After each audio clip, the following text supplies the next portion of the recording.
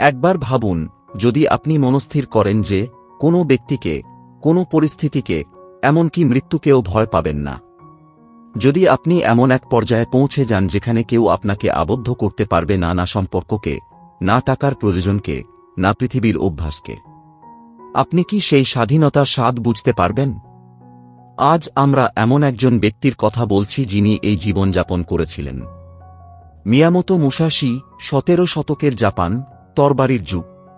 একজন যোদ্ধা, 61টি যুদ্ধ এবং প্রতিটিতে জয়লাভ। কিন্তু মৃত্যুর কয়েকদিন আগে তিনি তার শিষ্যকে 21টি নিয়ম শিখিয়েছিলেন।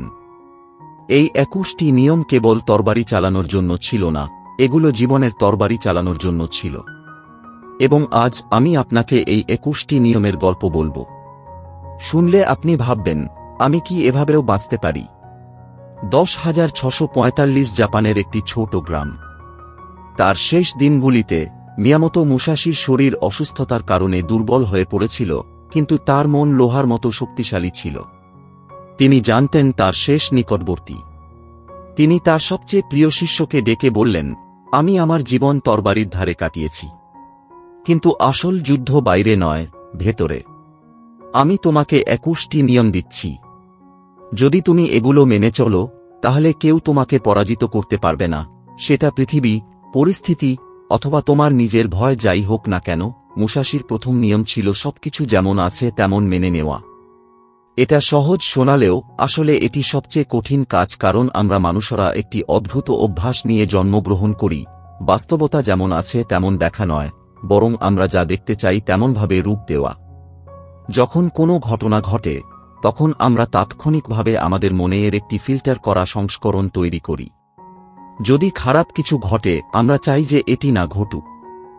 যদি কিছু আমাদের ইচ্ছামত না হয়, আমরা আমাদের মনে তা পরিবর্তন করার চেষ্টা করি। কিন্তু এই অভ্যাস আমাদের বাস্তবতা থেকে দূরে সরিয়ে দেয়। মুসাশি বুঝতে পেরেছিলেন যে যুদ্ধ কেবল যুদ্ধক্ষেত্রে নয়, এটি প্রতিদিন আমাদের ভিতরেও হয়। এবং এই অভ্যন্তরীণ যুদ্ধে জয়লাভের প্রথম ধাপ হল সরাসরি বাস্তবতার মুখোমুখি হওয়া। যখন তুমি সত্যকে ভয় ছাড়াই, অজুহাত ছাড়াই এবং মিথ্যা সমর্থন ছাড়াই দেখো, তখন তুমি সত্যিকারের শক্তি অর্জন করো।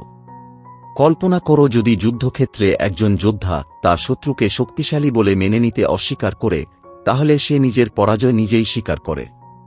কিন্তু যদি সে সত্য গ্রহণ করে, হ্যাঁ, প্রতিপক্ষ আমার চেয়ে শক্তিশালী, তবেই সে সঠিক কৌশল তৈরি করতে পারে। গ্রহণের অর্থ হাল ছেড়ে দেওয়া নয়। গ্রহণের অর্থ সত্যকে অস্ত্র হিসেবে ব্যবহার করা। আমাদের দৈনন্দিন জীবনে এটি সত্য। তোমার এমন একটি কাজ আছে যার সাথে তুমি অসন্তুষ্ট। তোমার সম্পর্ক তোমাকে ক্লান্ত করছে। তোমার স্বাস্থ্য ব্যর্থ হচ্ছে। কিন্তু আমরা প্রায়শই এই সত্যগুলিকে উপেক্ষা করি, ভাবি সবকিছু ঠিক হয়ে যাবে। অথবা এটি কেবল একটি পর্যায়। বাস্তবতা থেকে পালিয়ে যাওয়ার ফলে সমস্যা বৃদ্ধি পায় এবং একদিন এটি আমাদের অভিভূত করে। মুসাশি বলতেন যে যখন তুমি বাস্তবতাকে যেমন আছে তেমন গ্রহণ করো, তখন তুমি স্পষ্টভাবে দেখতে পাও যে পরবর্তী পদক্ষেপ কি হওয়া উচিত। তুমি স্পষ্ট চিন্তাভাবনা নিয়ে এগিয়ে যাও, আবেগের কুয়াশায় নয়। এটাই তোমাকে নির্ভীক করে তোলে। এটাই তোমাকে মুক্ত করে। কিন্তু ভাবো, বাস্তবতাকে গ্রহণ করা যদি এত গুরুত্বপূর্ণ হয়, তাহলে পরবর্তী নিয়মে মুসাশি কেন আনন্দের পিছনে ছুটতে না চাওয়ার উপর জোর দিলেন?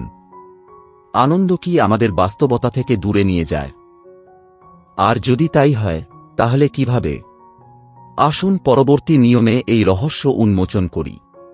মুসাশির দ্বিতীয় নিয়ম ছিল, কেবল আনন্দের জন্য আনন্দ খুঁজো না। আজকের পৃথিবীতে এটা অদ্ভুত শোনাতে পারে, কারণ ছোটবেলা থেকেই আমাদের শেখানো হয় সুখী হতে। জীবন উপভোগ করো, যা ভালোবাসো তাই করো। কিন্তু মুসাশি যে আনন্দের কথা বলছে তা আমরা প্রতিদিন যে আনন্দের খোঁজ করি তার থেকে আলাদা। আমাদের আনন্দ বেশিরভাগই ক্ষণস্থায়ী। সিনেমা দেখা, সোশ্যাল মিডিয়ায় স্ক্রোল করা, সুস্বাদু খাবার খাওয়া, নতুন পোশাক কেনা, এই সবই আমাদের ক্ষণিকের জন্য ভালো বোধ করায়। কিন্তু তারপর আমরা আরও চাই, আরও অনেক কিছু। আর এই আকাঙ্ক্ষায় আমরা কখনই সন্তুষ্ট হই না। মুসাশি জানতেন যে আনন্দের পিছনে ছুটলে আমাদের দাসত্ব করে। কেন? কারণ তখন আমাদের শক্তি এবং সময় এই দৌড়ে ব্যয় হয়। আমরা কখন পরবর্তী আনন্দ পাব, কোথায় পাব, কার সাথে? আমরা আমাদের উদ্দেশ্য, আমাদের বৃদ্ধি এবং আমাদের শৃঙ্খলা ভুলে যাই। তিনি জীবনে শিখেছিলেন যে উদ্দেশ্যের উপর মনোযোগ দিলে আনন্দ স্বয়ংক্রিয়ভাবে আসে। কিন্তু যদি তুমি আনন্দের পিছনে ছুটতে থাকো, তাহলে উদ্দেশ্য হারিয়ে যাবে, আর উদ্দেশ্যহীন জীবন শূন্য বোধ করতে শুরু করবে।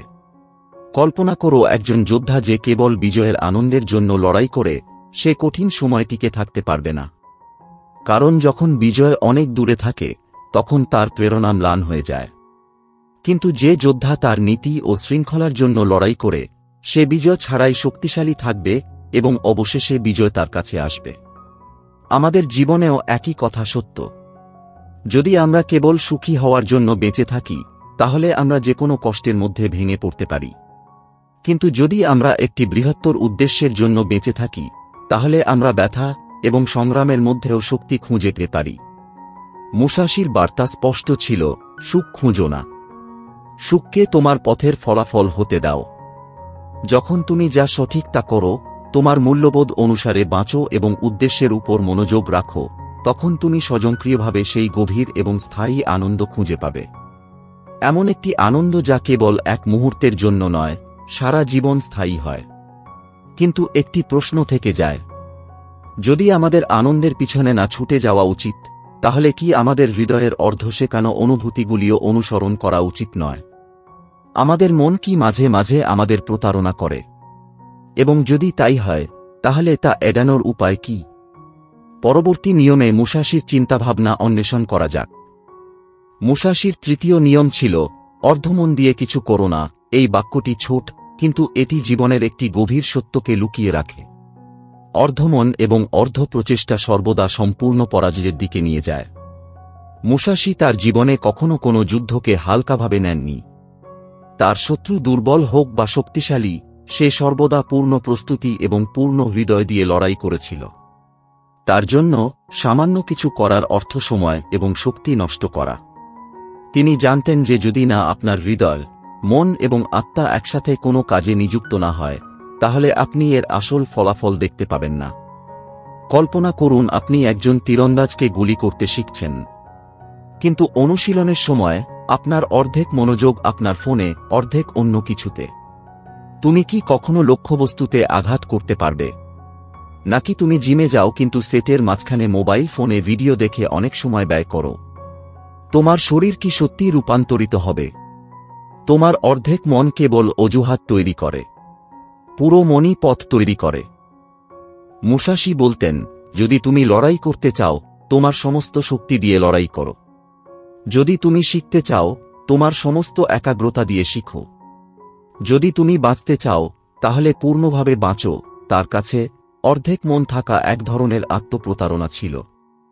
এই চিন্তাভাবনা যুদ্ধক্ষেত্রের মধ্যেই সীমাবদ্ধ ছিল না। যখন সে কাঠের তরবারি দিয়ে অনুশীলন করত, তখন মনে হতো যেন একটি সত্যিকারের যুদ্ধ চলছে।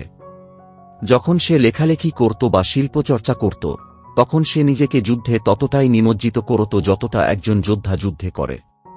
এর অর্থ, তুমি যাই করো না কেন, নিজেকে সম্পূর্ণরূপে নিমজ্জিত কর, অন্যথায় তা করো না। আজ আমাদের জীবনের সবচেয়ে বড় চ্যালেঞ্জ হল মনোযোগের খণ্ডিতকরণ। আমরা একই সাথে অনেক কিছু করার চেষ্টা করি, ফোন, ল্যাপটপ, কথোপকথন, সোশ্যাল মিডিয়া। কিন্তু এই মাল্টিটাস্কিংয়ের ফলাফল হল আমরা কখনই কোনো কাজে পুরোপুরি ডুবে থাকি না। মুসাশির সময়ে মনোযোগ ছিল একজন যোদ্ধার প্রাণশক্তি। আজও এটি যে কোনো মানুষের আসল শক্তি। মুসাশির তৃতীয় নিয়ম আমাদের মনে করিয়ে দেয় যে আমাদের সর্বস্ব অথবা কিছুই দিতে হবে না, কারণ অর্ধহৃদয় কখনো জিততে পারে না। কিন্তু বিবেচনা করুন, যদি আমরা পূর্ণ হৃদয়ে কাজ করতে চাই, তাহলে আমাদের অহংকারকেও নিয়ন্ত্রণ করতে হবে, অন্যথায় আমাদের মন ছড়িয়ে পড়বে। তাহলে মুসাশি কেন পরবর্তী নিয়মটি বললেন? নিজেকে হালকাভাবে নিন, বিশ্বকে গভীরভাবে বুঝুন। নম্রতা কি মনোযোগের একটি অস্ত্র? আসুন পরবর্তী নিয়মে উত্তরটি খুঁজে বের করি। মুসাশির চতুর্থ নিয়ম ছিল, নিজেকে হালকাভাবে নিন, বিশ্বকে গভীরভাবে বুঝুন। অনেকেই এই প্রশ্নটি জিজ্ঞাসা করেন, নিজেকে হালকাভাবে নেওয়ার অর্থ কি আপনার মূল্য হ্রাস করা? না, এর অর্থ আপনার অহংকারকে নরম করা। সেই অভ্যন্তরীণ কণ্ঠস্বরকে চুপ করা, যা বলে, আমি সবচেয়ে বেশি জানি, আমি সবচেয়ে সঠিক। মুসাশি জানতেন যে একজন যোদ্ধা যে নিজের সম্পর্কে খুব বেশি চিন্তা করে সে যুদ্ধে হেরে যায়, কারণ তার মনোযোগ নিজেকে প্রমাণ করার উপর, সত্য দেখার উপর নয়। তিনি অহংকার ত্যাগ করেছিলেন, কারণ অহংকার আমাদের অন্ধ করে দেয়। তার জন্য প্রতিটি ব্যক্তি, প্রতিটি পরিস্থিতি একজন শিক্ষক ছিল। সে একজন ছোট গ্রামের কৃষক অথবা এমনকি তার সবচেয়ে বড় প্রতিদ্বন্দ্বীর কাছ থেকেও শিখতে পারত, কারণ সে তার মনকে খালি রেখেছিল, এবং কেবল খালি মনই নতুন জিনিস শিখতে পারে। কল্পনা করুন যে আপনি একটি সভায় যাচ্ছেন এবং ভাবছেন যে আপনি ইতিমধ্যেই সবকিছু জানেন, আপনি অন্যদের কথা শুনবেন না। কিন্তু যদি আপনি এই চিন্তা নিয়ে যান যে আপনি নতুন কিছু শিখবেন, আপনি প্রতিটি শব্দ মনোযোগ সহকারে শুনবেন, এবং সম্ভবত সেই জিনিসটিই আপনার জীবনকে বদলে দেবে। মুসাশি এই মানসিকতা নিয়ে বেঁচেছিলেন।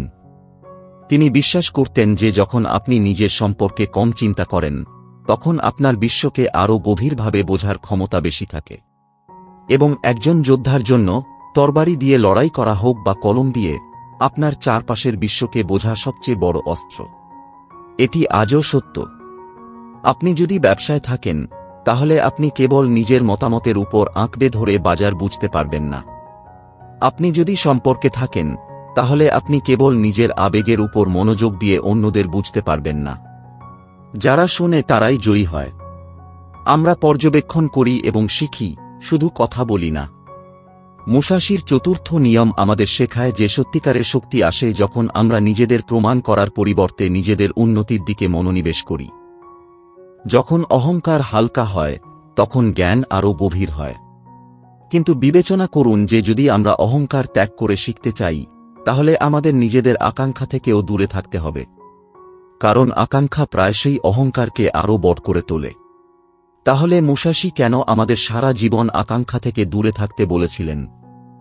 আকাঙ্ক্ষা ত্যাগ করা কি স্বাধীনতার আসল চাবিকাঠি?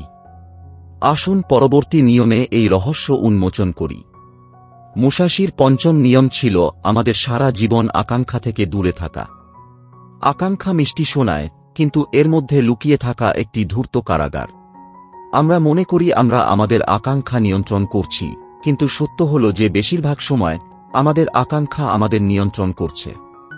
মুসাশি জানতেন যে আকাঙ্ক্ষার আসল শক্তি তার অক্ষয়তার মধ্যে নিহিত।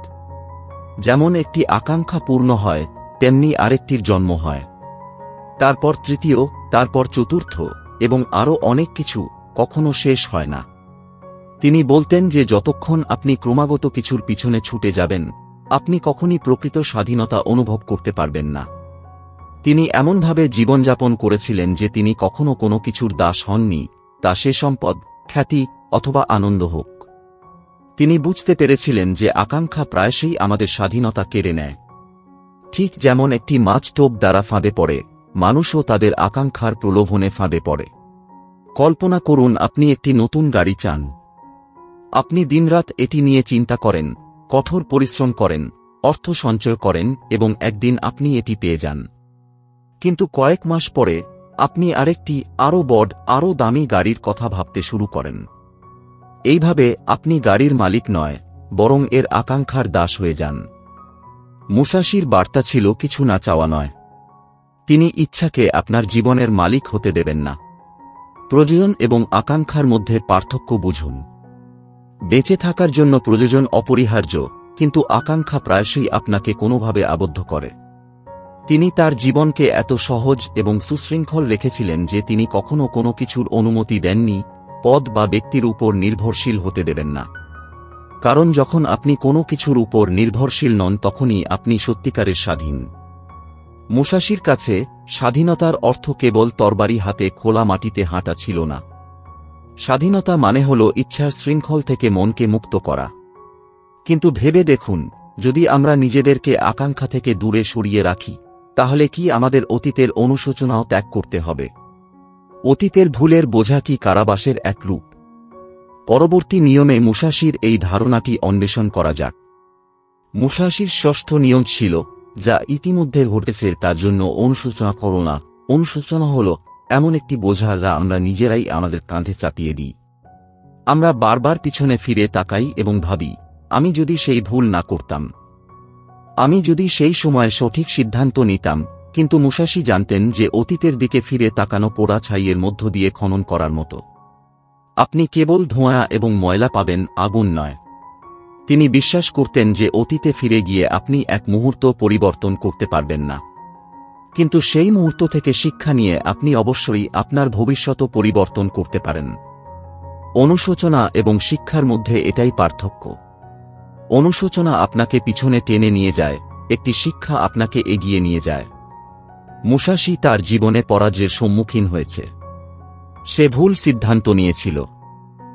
কখনো কখনো তার কৌশল কাজ করেনি, কখনো কখনো তার বিশ্বাস ভেঙে গিয়েছিল, কখনো কখনো প্রতিকূলতা তার বিরুদ্ধে চলে গিয়েছিল। কিন্তু সে সেই মুহূর্তগুলিকে তাকে দুর্বল হতে দেয়নি।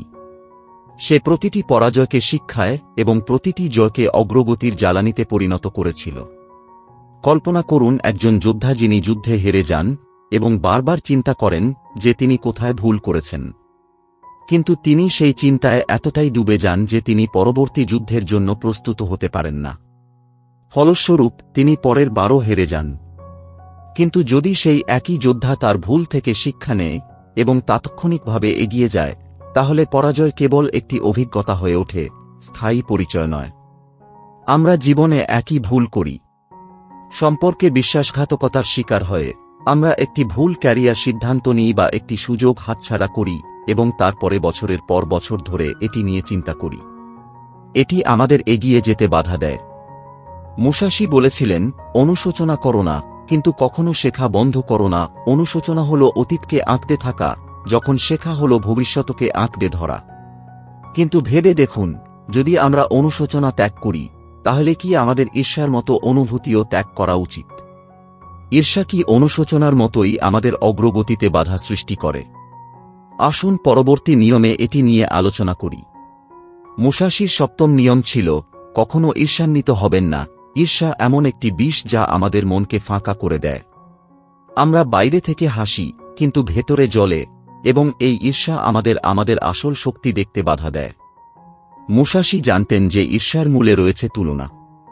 যখন আমরা আমাদের জীবনকে অন্যদের সাথে তুলনা করি, তখন আমরা আমাদের নিজস্ব যাত্রায় মনোযোগ হারিয়ে ফেলি। সারা জীবন ধরে তিনি তার প্রতিযোগীদের কাছ থেকে শিখেছেন, কিন্তু কখনো তাদের প্রতি ঈর্ষা করেননি। তিনি বলতেন যে যদি কেউ আপনার চেয়ে ভালো হয়, তবে তারা আপনার শিক্ষক, আপনার শত্রু নয়। কারণ আপনার চেয়ে এগিয়ে থাকা প্রতিটি ব্যক্তি এমন কিছু শিখেছে যা আপনি এখনো পাননি। যদি আপনি ঈর্ষান্বিত হন, তাহলে আপনি শেখার দরজা বন্ধ করে দেবেন। কিন্তু আপনি যদি তাদের কাছ থেকে শিখেন, তাহলে সেই দরজা আরও প্রশস্ত হবে। কল্পনা করুন যে একজন তরবারিধারী তার সঙ্গীকে তার চেয়ে দ্রুত এবং আরও সঠিকভাবে আঘাত করতে দেখছে। যদি সে ঈর্ষান্বিত হয়, তবে সে কেবল তার পরাজয়ের স্বপ্ন দেখবে। কিন্তু যদি সে খোলা মনে শিখে তার সঙ্গী কিভাবে আঘাত করে, তাহলে একদিন সে নিজেই আরও ভালো হয়ে উঠতে পারে। মুসাশি বিশ্বাস করতেন যে ঈর্ষা আসলে দুর্বলতার লক্ষণ।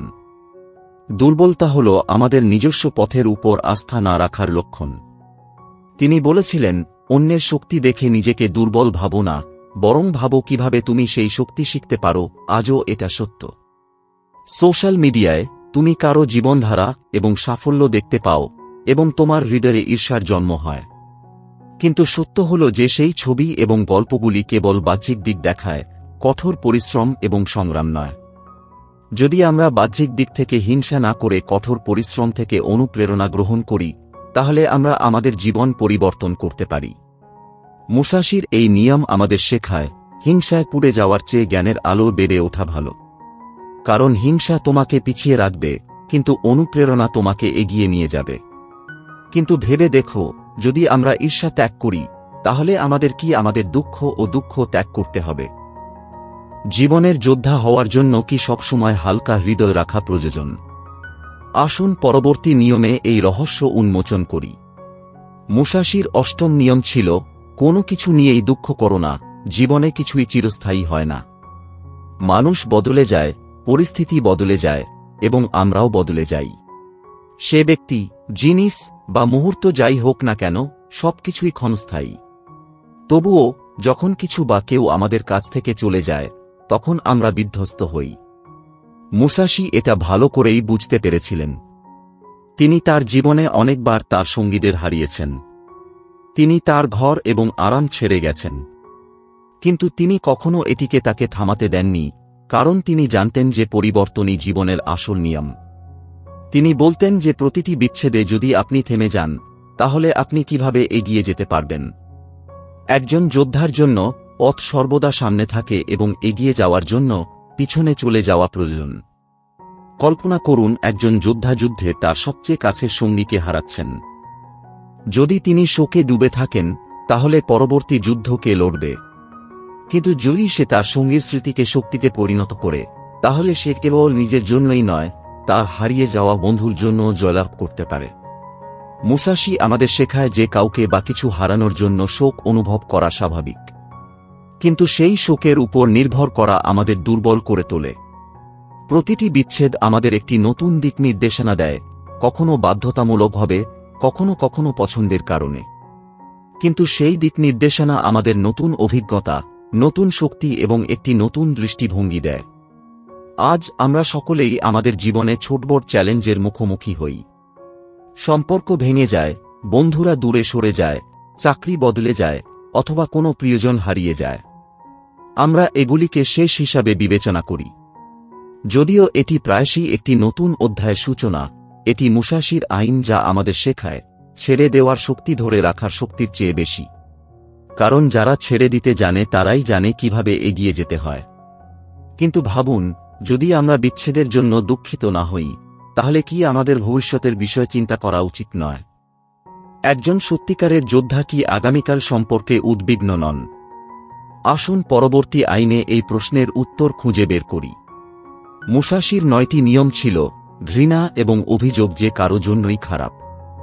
ঘৃণা এবং অভিযোগ হল দুটি বোঝা যা একজন ব্যক্তির হৃদয়কে ভারাক্রান্ত করে। ঘৃণা আপনাকে তিক্ত করে তোলে এবং অভিযোগ আপনাকে দুর্বল করে তোলে। পৃথিবী সর্বত্র অভিযোগকারীদের দ্বারা পরিপূর্ণ। এই ব্যবস্থা খারাপ। খারাপ জিনিস সবসময় আমার সাথে ঘটে। মানুষ আমাকে বোঝে না। কিন্তু মুসাশি জানতেন যে অভিযোগ কখনো পরিবর্তন আনে না। অভিযোগ আপনাকে যেখানে আছেন সেখানেই আটকে রাখে। তিনি বলতেন, যদি কিছু ভুল হয়, তা পরিবর্তন করুন। যদি আপনি তা পরিবর্তন করতে না পারেন, তা গ্রহণ করুন, কিন্তু অভিযোগ করে সময় নষ্ট করবেন না। কল্পনা করুন একজন যোদ্ধা যুদ্ধের মাঝখানে দাঁড়িয়ে তার অস্ত্র সম্পর্কে অভিযোগ করছে। আমার তরবারি পুরানো, আমার ঢাল ভেঙে গেছে। যতক্ষণ সে অভিযোগ করবে, শত্রু আক্রমণ করতে থাকবে। কিন্তু যদি সে পরিস্থিতির সাথে তার যুদ্ধের ধরনকে খাপ খাইয়ে নেয়, তাহলে সে জিততেও পারে। মুসাশির কাছে অভিযোগ করা সময়ের অপচয় ছিল, আর ঘৃণা ছিল শক্তির অপচয়। কারণ ঘৃণার মধ্যে বেঁচে থাকার অর্থ হল নিজের মনকে বিষাক্ত করা। এই বিষ ধীরে ধীরে আপনার চিন্তাভাবনা, দৃষ্টিভঙ্গি এবং আপনার সম্ভাবনাকে ধ্বংস করে দেয়। আজকাল আমরা প্রায়শই অফিসে এমন লোকদের দেখি যারা সহকর্মীর সাফল্যে ঈর্ষান্বিত হয়। প্রতিবেশী সম্পর্কে খারাপ কথা বা সরকার সম্পর্কে অভিযোগ। কিন্তু আমরা এই জিনিসগুলির মধ্যে কতগুলি পরিবর্তন করি? উত্তর খুব কম। তাহলে কেন আমাদের শক্তি এমন কিছুতে নিবদ্ধ করব না যা সত্যিই কিছু পরিবর্তন করতে পারে? মুসাশি আমাদের শেখায় যে পরিবর্তন আসে অভিযোগের মাধ্যমে নয়, কর্মের মাধ্যমে। এবং ঘৃণা ত্যাগ করা দুর্বলতা নয়, বরং শক্তি। কারণ এটি আপনার মনকে হালকা করে এবং আপনাকে স্পষ্টভাবে চিন্তা করতে দেয়। কিন্তু ভাবুন, যদি আমরা ঘৃণা এবং অভিযোগ ত্যাগ করি, তাহলে কি আমাদেরও কি সকল ধরনের বন্ধন থেকে মুক্ত হওয়া উচিত? সত্যিকারের স্বাধীনতার অর্থ কি কারো বা কোনো কিছুর সাথে আবদ্ধ না হয়ে বেঁচে থাকা? আসুন পরবর্তী নিয়মে এই গোপন রহস্যটি অন্বেষণ করি। মুসাশির 10ম নিয়ম ছিল লালসা এবং আসক্তির পিছনে ছুটবেন না। কাম এবং আসক্তি এমন দুটি শক্তি যা একজন ব্যক্তিকে ভেতর থেকে আঁকড়ে ধরে। তারা আমাদের যতটা শক্ত করে ধরে রাখে ততটা শক্ত করে ধরে না যতটা আমরা ভাবি। আসলে আমরা তাদের কাছে নিজেদের সমর্পণ করি। মুসাশি জানতেন যে যখন একজন মানুষ আসক্তি বা কামনাবাসনায় জড়িয়ে পড়ে, তখন তার সিদ্ধান্ত আর তার নিজস্ব থাকে না। তারপর তারা আবেগের দাস হয়ে যায়। আর এটি একজন যোদ্ধার জন্য সবচেয়ে বিপজ্জনক পরিস্থিতি। কারণ যুদ্ধক্ষেত্রে বা জীবনে আপনার একটি পরিষ্কার মন এবং একটি সুষম হৃদয়ের প্রয়োজন। তিনি তার জীবনে ভারসাম্য বজায় রেখেছিলেন। তিনি তার আবেগকে দমন করেননি বা তাদের উপর আধিপত্য বিস্তার করতে দেননি। যদি তিনি কিছু পছন্দ করতেন, তবে তিনি তা উপভোগ করতেন, কিন্তু তিনি কখনো এটিকে প্রয়োজন, দুর্বলতা বা আসক্তিতে পরিণত হতে দেননি। কল্পনা করুন যে একজন যোদ্ধা সোনা ও রূপা দিয়ে খচিত একটি সুন্দর তরবারি পাচ্ছেন। যদি তিনি সেই তরবারিতে আচ্ছন্ন হয়ে পড়েন, তাহলে বাস্তব যুদ্ধে তার মনোযোগ জয়ের চেয়ে অস্ত্র রক্ষা করার দিকে হতে পারে। কিন্তু যদি তিনি এটিকে কেবল একটি হাতিয়ার হিসেবে ব্যবহার করেন, তাহলে তিনি জয়ের জন্য সঠিক সিদ্ধান্ত নিতে সক্ষম হবেন। আজ আসক্তি এবং কামনা আমাদের সকলের জীবনে বিভিন্ন রূপে আসে, কখনো সম্পর্কের ক্ষেত্রে, কখনো জিনিসপত্রে, কখনো নাম এবং খ্যাতিতে। এগুলোর পিছনে ছুটলে আমাদের আসল উদ্দেশ্য থেকে বিচ্যুত হয়। এবং যখন মনোযোগ বিচ্যুত হয়, তখন আমরা আমাদের পথ হারিয়ে ফেলি। মুসাশি আমাদের আবেগ নিয়ে বাঁচতে শেখায়, কিন্তু তাদের দাস হতে নয়। কারণ যে নিজের মনকে জয় করতে পারে, সেই কেবল পৃথিবীকে জয় করতে পারে। কিন্তু ভাবুন, যদি আমরা আসক্তি এবং কামনার পিছনে না ছুটে চলি, তাহলে আমাদের কি পরম সরলতার জীবনযাপন করা উচিত? এটাই কি একজন যোদ্ধার আসল পথ? আসুন পরবর্তী নিয়মে এই প্রশ্নের উত্তর খুঁজে বের করি। মুসাশির 11তম নিয়ম ছিল সবকিছুতে কোনো নির্দিষ্ট পছন্দ না রাখা। প্রথম নজরে এটা অদ্ভুত শোনায়, তাই না? কারণ আমাদের ছোটবেলা থেকেই শেখানো হয় যে আমরা নিজের পছন্দ করতে পারি, আমাদের রুচির সাথে লেগে থাকতে পারি। কিন্তু মুসাশির দৃষ্টিতে অতিরিক্ত পছন্দ এবং অপছন্দ আমাদের দুর্বল করে দেয়, কারণ এটি আমাদের নমনীয় হতে বাধা দেয়। মুসাশি বলতেন যে আপনি যদি প্রতিটি পরিস্থিতির সাথে খাপ খাইয়ে নিতে পারেন, তাহলে পৃথিবী আপনাকে কখনই পরাজিত করবে না। কল্পনা করুন, আপনি যদি কেবল এক ধরনের খাবার খান, ভ্রমণ, যুদ্ধ অথবা কঠিন পরিস্থিতিতে তুমি সমস্যার সম্মুখীন হবে। যদি তুমি কেবল এক ধরনের আবহাওয়া পছন্দ করো, তাহলে ঋতু পরিবর্তনের সাথে সাথে তোমার হৃদয় ভেঙে যাবে। যদি পছন্দ খুব বেশি গভীর হয়ে যায়, তাহলে তা আমাদের শক্তিকে সীমিত করে। মুসাশির জীবনে এটি বহুবার প্রমাণিত হয়েছে। তিনি যেখানেই যেতেন, স্থানীয় খাবার, আবহাওয়া, মানুষ এবং পরিস্থিতির সাথে খাপ খাইয়ে নিতেন। যুদ্ধক্ষেত্রে পরিস্থিতি সর্বদা পরিবর্তনশীল ছিল। কখনো বৃষ্টি, কখনো রোদ, কখনো ক্ষুধা, কখনো তৃষ্ণা। যদি সে তার পছন্দের সাথে লেগে থাকত, তাহলে হয়তো এত যুদ্ধ জিততে পারত না। এই নিয়মটি কেবল যুদ্ধের জন্য নয়, আধুনিক জীবনের জন্য। আজ আমাদের অনেকেই ছোট ছোট পছন্দ এবং অভ্যাসের সাথে এতটাই অভ্যস্ত হয়ে পড়ে যে যখন জীবন হঠাৎ করে মোড় নেয়, তখন আমরা ভেঙে পড়ি। কিন্তু যদি আমরা আমাদের মনকে এমনভাবে প্রশিক্ষিত করি যাতে কোনো পরিস্থিতি, কোনো পরিবর্তন আমাদের থামাতে না পারে, তাহলে আমরা সর্বত্র, সকল পরিস্থিতিতে এগিয়ে যেতে পারি। মুসাশি আমাদের বলছেন না যে আমাদের সুখী হওয়ার অধিকার নেই। তিনি কেবল বলছেন, সুখকে কোনো একটি নির্দিষ্ট জিনিসের সাথে বেঁধে রাখবেন না। কারণ আপনার ভিতরে থাকা সুখ সর্বত্র আপনার সাথে থাকে।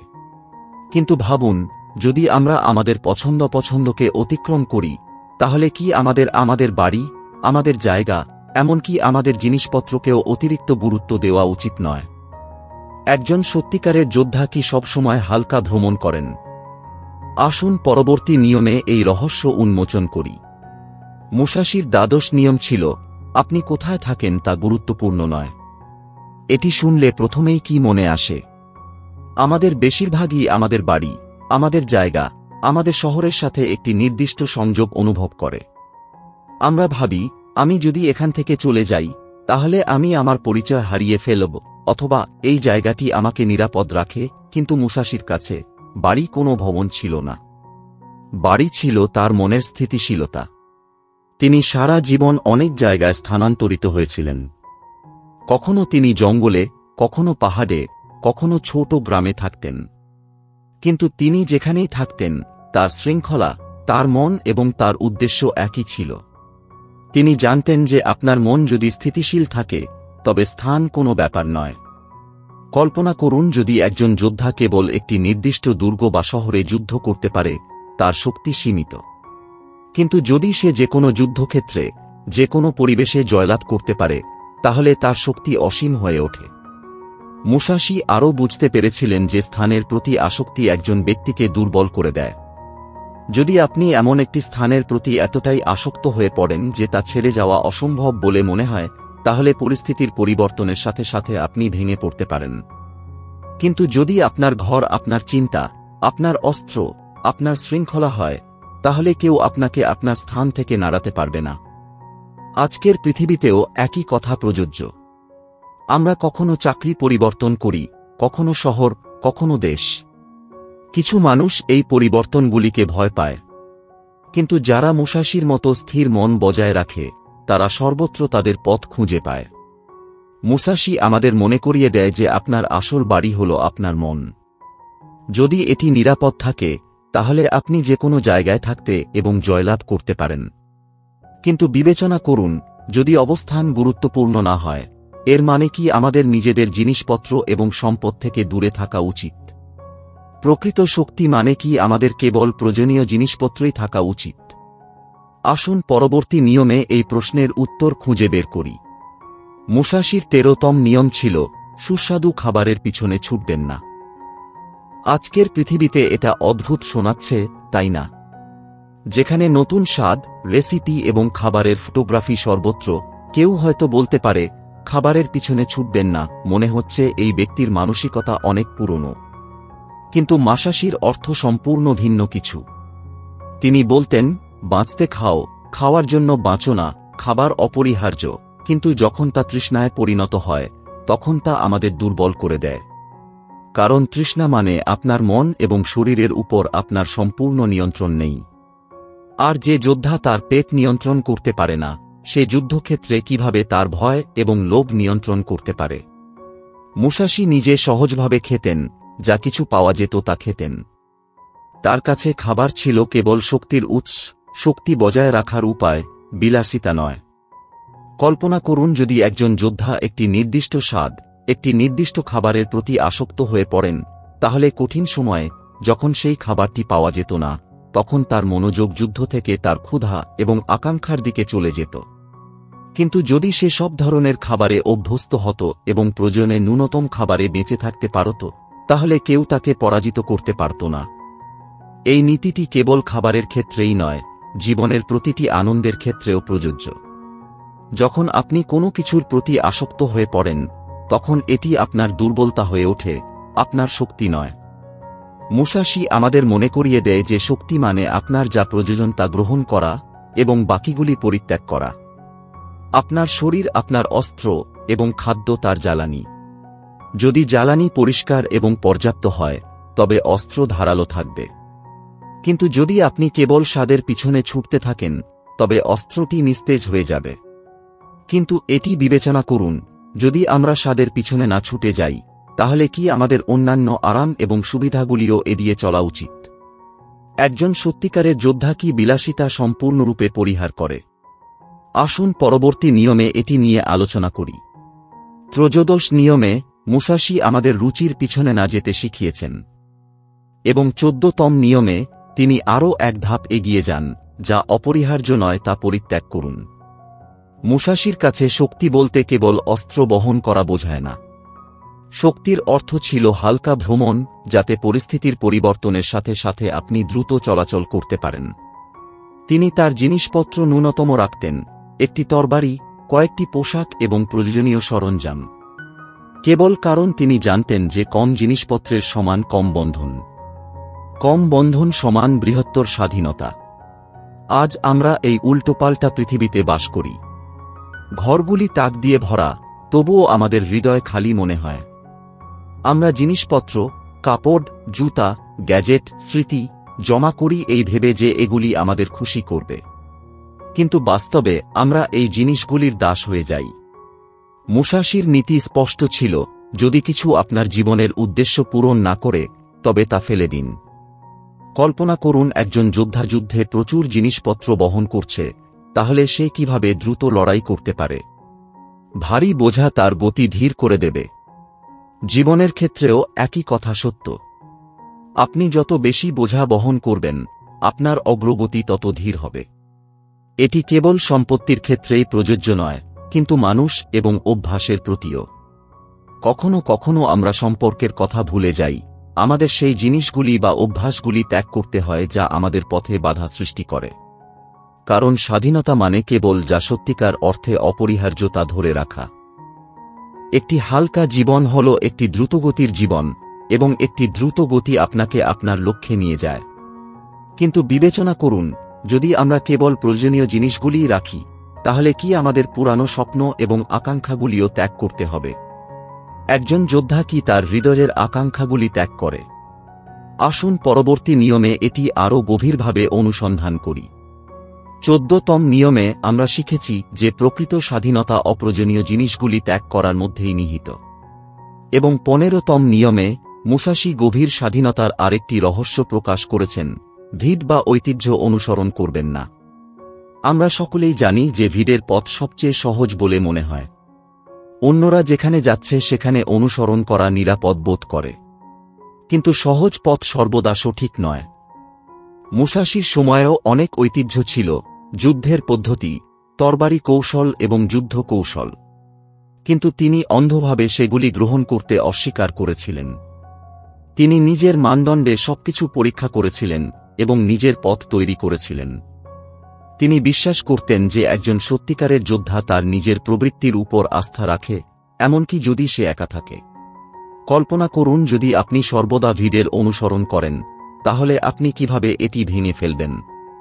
যদি আপনি সর্বদা বিশ্বাস করেন যে ঐতিহ্যই সঠিক পথ, তাহলে আপনি কিভাবে একটি নতুন এবং উন্নত পথ তৈরি করতে পারবেন? মুসাশির জীবন একটি উদাহরণ। তিনি দুটি তরবারি নিয়ে লড়াই করার শিল্প গড়ে তুলেছিলেন, যা তার সময়ের প্রচলিত রীতিনীতিকে অস্বীকার করেছিল। লোকেরা তাকে পাগল বলে ডাকত, কিন্তু সেই শিল্পই তাকে একজন অজেয় যোদ্ধা করে তুলেছিল। এই নীতি কেবল যুদ্ধের ক্ষেত্রেই প্রযোজ্য নয়, আমাদের দৈনন্দিন জীবনেও প্রযোজ্য। আমরা প্রায়শই মানুষকে অন্য সকলের মতো একই পথ অনুসরণ করতে দেখি, তা সে ক্যারিয়ার, সম্পর্ক বা জীবনযাত্রার ক্ষেত্রেই হোক। কিন্তু যারা তাদের নিজস্ব প্রবৃত্তির উপর আস্থা রাখে, তারা ভিড় থেকে আলাদা হয়ে ইতিহাস পরিবর্তন করে। মুসাশি বলতেন, ভিড়ের কথা শুনুন, কিন্তু আপনার হৃদয়ের কণ্ঠস্বর দমন করবেন না। কারণ ভিড় আপনাকে সান্ত্বনা দিতে পারে, কিন্তু মহত্ব নয়। কিন্তু ভেবে দেখুন, আমরা যদি ভিড় এবং ঐতিহ্য অনুসরণ না করি, তাহলে আমাদের কার নির্দেশনার উপর আস্থা রাখা উচিত? আমাদের নিজস্ব পথ অনুসরণ করার অর্থ কি আমরা অন্যদের কাছ থেকে একেবারেই কিছুই শিখি না? আসুন পরবর্তী নীতিতে এই রহস্য উন্মোচন করি। নিয়ম 16: তোমার অস্ত্র বা সরঞ্জাম যতটুকু প্রয়োজন ততটুকুই শিখো। এটা যুদ্ধের একটি কৌশল বলে মনে হতে পারে, অর্থাৎ একজন তরবারিধারীর কেবল অস্ত্র জানা উচিত। কিন্তু মুসাশির অর্থ এর চেয়েও অনেক গভীর ছিল। তিনি বলেছিলেন, জ্ঞান সঞ্চয় করো, কিন্তু দেখানোর জন্য নয়। তোমার উদ্দেশ্য পূরণের জন্য কেবল যা শিখো।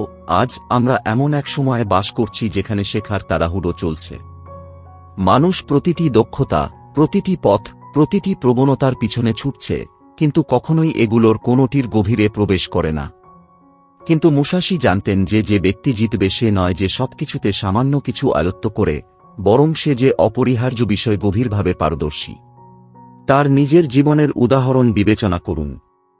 সে তরবারির একজন দক্ষ ছিল, কিন্তু সে কখনো অপ্রয়োজনীয় অস্ত্রের পিছনে সময় নষ্ট করেনি। সে যা শিখেছে তা তার যুদ্ধ জীবনের জন্য কার্যকর ছিল। তাই প্রতিটি আক্রমণ, প্রতিটি পদক্ষেপ ছিল চিন্তাশীল এবং কার্যকর। এই নিয়ম আমাদের আরও শেখায় যে জীবনে দক্ষতা আসে গুণগত মান থেকে, পরিমাণ থেকে নয়।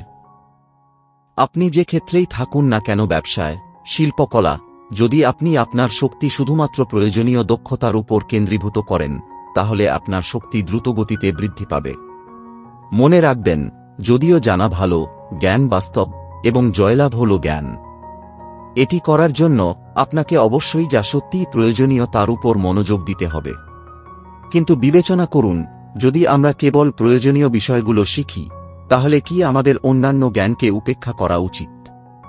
অনিচ্ছাকৃত শিক্ষা কি আমাদের জীবনকে বদলে দিতে পারে? পরবর্তী নিয়মে এই বিষয়টি গভীরভাবে আলোচনা করা যাক। নিয়ম 17, মৃত্যুকে ভয় করো না। মুসাশি জানতেন যে মৃত্যুর ভয় মানুষকে অর্ধহৃদয়ের জীবনযাপন করতে বাধ্য করে। যখন আমরা ভয় পাই তখন আমরা ঝুঁকি নিই না। আমরা আমাদের স্বপ্ন স্থগিত রাখি, এখন নয়, পরে। এবং তারপর একদিন সময় ফুরিয়ে যায়। মুসাশি বিশ্বাস করতেন যে মৃত্যুকে মেনে নিলে আপনার হারানোর কিছু থাকে না, এবং কেবল তখনই আপনি সত্যিকার অর্থে বেঁচে থাকতে পারবেন। তার জীবন শত শত যুদ্ধের মধ্য দিয়ে গঠিত। প্রতিবার তিনি যুদ্ধে প্রবেশ করলে তিনি ফিরে আসবেন কিনা তা অনিশ্চিত ছিল, কিন্তু তিনি কখনো পিছু হটেননি। তার কাছে মৃত্যু শত্রু ছিল না, বরং জীবনের একটি স্বাভাবিক অংশ। কল্পনা করুন, যখন আপনি মৃত্যুকে ভয় পান না, তখন আপনার সিদ্ধান্ত বদলে যায়। আপনি এমন কিছু করেন যা করার সাহস আপনার ছিল না। আপনি মানুষের কাছে সত্য কথা বলেন। আপনি আপনার স্বপ্নের পিছনে ছুটেন এবং প্রতিটি মুহূর্ত পূর্ণভাবে বেঁচে থাকেন। মুসাশি বলতেন যে মৃত্যুর ভয়ে বেঁচে থাকা মানে মৃত্যুর আগে মারা যাওয়া। এবং এটি কেবল যোদ্ধাদের ক্ষেত্রে নয়, আমাদের সকলের ক্ষেত্রে প্রযোজ্য। মৃত্যুর ভয় কেবল যুদ্ধেই নয়, দৈনন্দিন জীবনেও আমাদের বাধা দেয়। এই নিয়মের অর্থ অসাবধান হওয়া নয়, বরং এর অর্থ জীবনের প্রতিটি মুহূর্তকে সম্পূর্ণরূপে গ্রহণ করা, তার সীমাবদ্ধতাগুলি স্বীকার করা। কিন্তু বিবেচনা করুন, যদি আমরা মৃত্যুকে ভয় না পাই, তাহলে কি আমাদের ভবিষ্যতের জন্য পরিকল্পনা করা উচিত নয়? বর্তমানে সম্পূর্ণভাবে বেঁচে থাকার অর্থ কি দীর্ঘমেয়াদী চিন্তাভাবনা ত্যাগ করা? আসুন পরবর্তী নিয়মে এই ভারসাম্যের রহস্য অন্বেষণ করি। 17তম নিয়মে মুসাশি আমাদের মৃত্যুকে ভয় না করতে শিখিয়েছেন। এবং এখন 18তম নিয়মে তিনি আমাদের আরেকটি গভীর শিক্ষা দেন, বার্ধক্যের জন্য সম্পদ জমা করবেন না। প্রথম নজরে এটা অদ্ভুত মনে হয়, তাই না? আমাদের সমাজে ছোটবেলা থেকেই আমাদের শেখানো হয় ভবিষ্যতের জন্য সঞ্চয় করতে। অবসর পরিকল্পনা তৈরি করুন, সম্পদ সঞ্চয় করুন। কিন্তু মুসাশির দৃষ্টিভঙ্গি ছিল ভিন্ন। তিনি বলেছিলেন, ভবিষ্যতের চিন্তা করে বর্তমানের মধ্যে নিজেকে হারিয়ে ফেলো না। যদি তুমি আজকে পূর্ণাঙ্গভাবে বেঁচে না থাকো, আগামীকাল যতই নিরাপদ হোক না কেন তা অর্থহীন। মুসাশি নিজেও একটি সরল জীবনযাপন করতেন। তার কোনো প্রাসাদ বা ধন ছিল না। তার কাছে কেবল একটি তরবারি, কিছু পোশাক এবং তার শৃঙ্খলা ছিল। তিনি লক্ষ্য করেছিলেন যে যারা বছরের পর বছর ধরে সম্পদ সঞ্চয় করে, তারা প্রায়শই তাদের সেরা বছরগুলি কেবল উপার্জন এবং সঞ্চয় করে নষ্ট করে। এবং যখন বার্ধক্য আসে, তখন তাদের জীবনযাপনের জন্য কোনো শক্তি অবশিষ্ট থাকে না। এর অর্থ এই নয় যে মুসাশি দায়িত্ব জ্ঞানহীন ছিলেন বা প্রস্তুতিতে বিশ্বাস করতেন না। তিনি বলেছিলেন, প্রয়োজনীয় ব্যবস্থা করুন, কিন্তু আপনার প্রয়োজনের চেয়ে বেশি সঞ্চয় করার জন্য আপনার স্বাধীনতা বিক্রি করবেন না। কল্পনা করুন, কত মানুষ ভাবেন, যদি আমি একটু বেশি উপার্জন করি তাহলে আমি আরামে বাঁচব, কিন্তু সেই সামান্য কিছু আর টিকে থাকে না, এবং বাস্তব জীবন তাদের চোখের সামনে থেকে হারিয়ে যায়। মুসাশি আমাদের শেখায় যে প্রকৃত সম্পদ হল আজকের সময় এবং আজকের শক্তি। তোমার যা আছে তা দিয়ে পূর্ণভাবে বাঁচো এবং আগামীকালের ভয় তোমার শক্তিকে নিঃশেষ করতে দিও না। মনে রেখো, আগামীকাল প্রতিশ্রুতিবদ্ধ নয়, কিন্তু আজ তোমার হাতে। আর যদি তুমি আজ পূর্ণভাবে বাঁচো, তাহলে আগামীকাল স্বয়ংক্রিয়ভাবে নিখুঁত হয়ে যাবে। কিন্তু ভেবে দেখো, যদি আমরা বৃদ্ধ বয়সের জন্য সম্পদ সঞ্চয় না করি, তাহলে কি আমাদের কেবল বেপরোয়াভাবে ব্যয় করা উচিত? শুধু আজ বেঁচে থাকার অর্থ কি আগামীকালের জন্য পরিকল্পনা না করা? আসুন পরবর্তী নিয়মে এই ভারসাম্যটি উন্মোচন করি।